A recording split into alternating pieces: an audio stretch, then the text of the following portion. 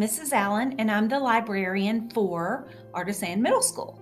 And you've probably seen me wandering around in the library when you're in here. And I'm going to read a chapter for you out of Charlotte's Web. And I'm going to read chapter 6. And chapter 6 is called Summer Days, and it starts on page 42. And Charlotte's Web is one of my very favorite books. It's the book I read when I was young that made me just love reading. So I'm so excited that this is your book for this year.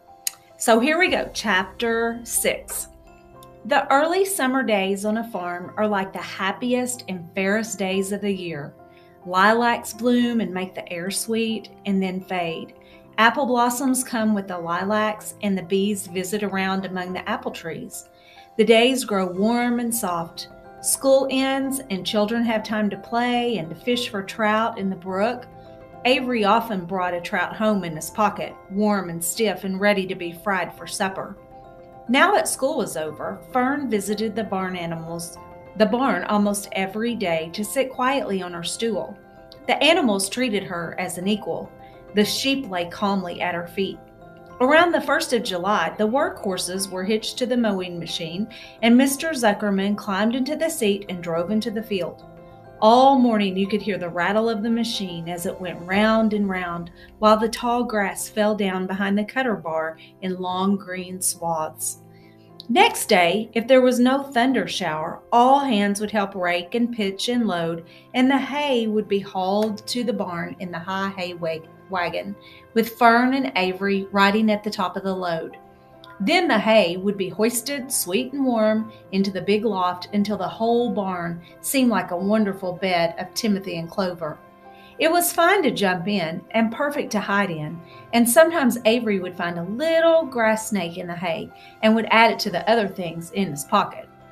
Early summer days are jubilee time for birds. In the fields around the house, in the barn, in the woods, in the swamp, everywhere love and songs and nests and eggs. From the edge of the woods, the white-throated sparrow, which must come all the way from Boston, calls, "Oh, Peabody, Peabody, Peabody." On an apple bough, the phoebe teeters and wags its tail and says, "Phoebe, Phoebe."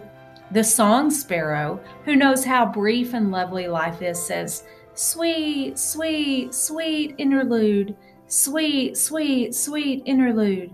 If you enter the barn, the swallows swoop down from their nests and scold. "Cheeky, cheeky," they say. In early summer, there are plenty of things for a child to eat and drink and suck and chew. Dandelion stems are full of milk. Clover heads are loaded with nectar. The Frigidaire is full of ice-cold drinks. Everywhere you look is life. Even the little ball of spit on the weed stalk, if you poke it apart, has a green worm inside it. And on the underside of the leaf of the potato vine are the bright orange eggs of the potato bug. It was on a day in early summer that the goose eggs hatched. This was an important event in the barn cellar. Fern was there, sitting on her stool, when it happened. Except for the goose herself, Charlotte was the first to know that the goslings had at last arrived. The goose knew a day in advance that they were coming. She could hear their weak voices calling from inside the egg. She knew that they were in a desperately cramped position inside the shell and were most anxious to break through and get out. So she sat quiet still and talked less than usual. When the first gosling poked its gray-green head through the goose's feathers and looked around, Charlotte spied it and made the announcement.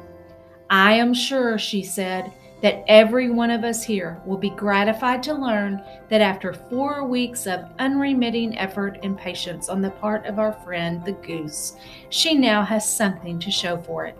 The goslings have arrived. May I offer my sincere congratulations?" "Thank you, thank you, thank you," said the goose, nodding and bowing shamelessly. "Thank you," said the gander. "Congratulations," shouted Wilbur. "How many goslings are there? I can only see one." "There are 7," said the goose. "Fine," said Charlotte. 7 is a lucky number." "Luck had nothing to do with this," said the goose. "It was good management and hard work." At this point, Templeton showed his nose from his hiding place under Wilbur's trough. He glanced at Fern, then crept cautiously toward the goose, keeping close to the wall. Everyone watched him, for he was not well liked, not trusted. "Look," he began in a sharp voice, "you say you have 7 goslings. There were 8 eggs. What happened to the other egg? Why didn't it hatch?" "It's a dud, I guess," said the goose. "What are you going to do with it?" continued Templeton, his little round beady eyes fixed on the goose. "You can have it," replied the goose. "Roll it away and add it to that nasty collection of yours." Templeton had a bad habit of picking up unusual objects around the farm and storing them in his home. He saved everything. "Certainly, certainly," said the gander. "You may have the egg, but I'll tell you one thing, Templeton. If I ever catch you noking at your ugly nose around our goslings, I'll give you the worst pounding a rat ever took." And the gander opened his strong wings and beat the air with them to show his power. He was strong and brave, but the truth is, both the goose and the gander were worried about Templeton, and with good reason. The rat had no morals, no conscience, no scruples, no consideration, no decency, no milk of rodent kindness, no compunctions, no higher feeling, no friendliness, no anything. He would kill a gosling if he could get away with it. The goose knew that. Everybody knew it. With her broad bill, the goose pushed an unhatched egg out of the nest, and the entire company watched in disgust while the rat rolled it away. Even Wilbur, who could eat almost anything, was appalled. "Imagine wanting a junky old rotten egg," he muttered. "A rat is a rat," said Charlotte. She laughed a tinkling little laugh. "But, my friends, if that ancient egg ever breaks, this barn will be untenable." "What's that mean?" asked Wilbur. "It means nobody will be able to live here on account of the smell. A rotten egg is a regular stink bomb." "I won't break it," snarled Templeton. "I know what I'm doing. I handle stuff like this all the time." He disappeared into his tunnel, pushing the goose egg in front of him. He pushed and nudged till he succeeded in rolling it to his lair under the trough. That afternoon, when the wind had died down and the barnyard was quiet and warm, the gray goose led her 7 goslings off the nest and out into the world. Mr. Zuckerman spied them when he came with Wilbur's supper. "Well, hello there," he said, smiling all over. "Let's see.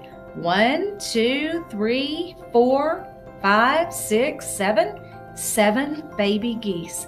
Now, isn't that lovely?" And that's the end of chapter 6.